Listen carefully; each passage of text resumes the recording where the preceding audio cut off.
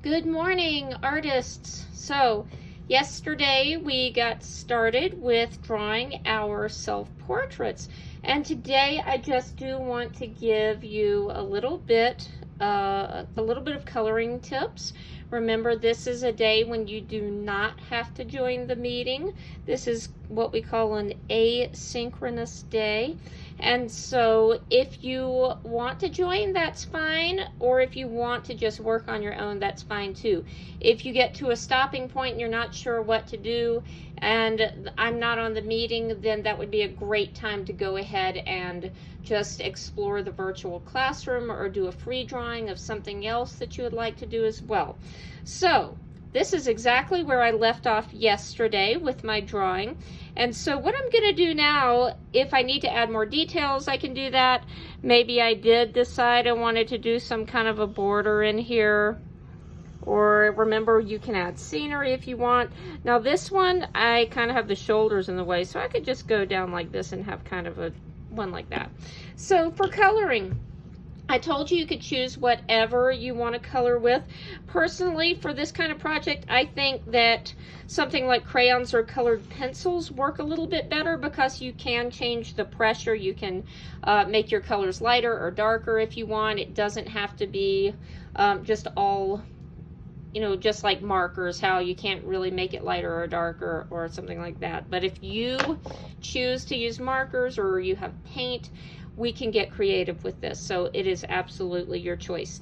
So I don't want to make this video super long. I just want to give you some tips. One thing that I want to say, don't forget to color your skin in, because no one's skin is the color of this paper unless you're using some kind of flesh tone paper.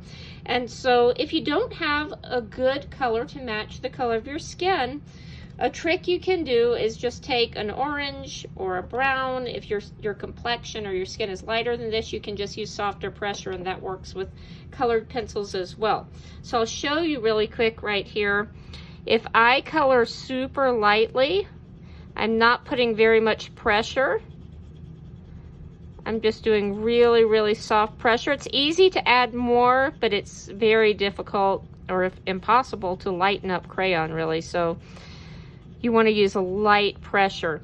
And so if you have a scrap paper handy, that's a great place to just practice if you want to practice those techniques. Same thing works. Let me get into my colored pencils here with the colored pencils. So I can just kind of use the same really soft technique. You see I'm holding it almost a little bit more horizontally or more parallel towards the paper rather than up and down. And that way I can do a little bit of a nicer, neater job too. So I'm not going to spend, you don't want to watch me color this whole picture, and that would be pretty boring. Don't forget ears and neck or anything else you have exposed. You can see my pencil is really smeary.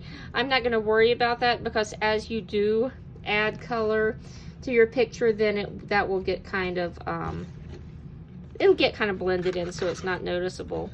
So sometimes I like to use a combo crayon and colored pencils for the tiny details, crayons for larger areas. This part of the eye would be the colored part. That would be the iris.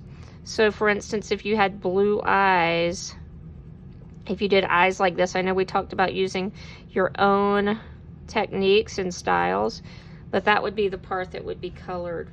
And so just take your time. Nice, neat coloring. There's no race to get this done. This generally does take a full week for most of my classes. If you do think you're done, what I want you to do is go back, look for all those white spaces, look for anything else that you could add some details to. You can see this one that we looked at yesterday does have a lot more decoration in it and a lot more color. I still haven't quite finished this one yet, you can see. But you can really take your time with that and personalize and make things look great. So keep on working, keep on coloring neatly. Remember, if you get done early, just put it aside. We don't have a really good way of turning things in quite yet, so just keep your things nice and neat together. and then you have time to work on a free drawing of your choice, or you can explore the virtual classroom on the Google Classroom for art. See you soon. Bye, guys.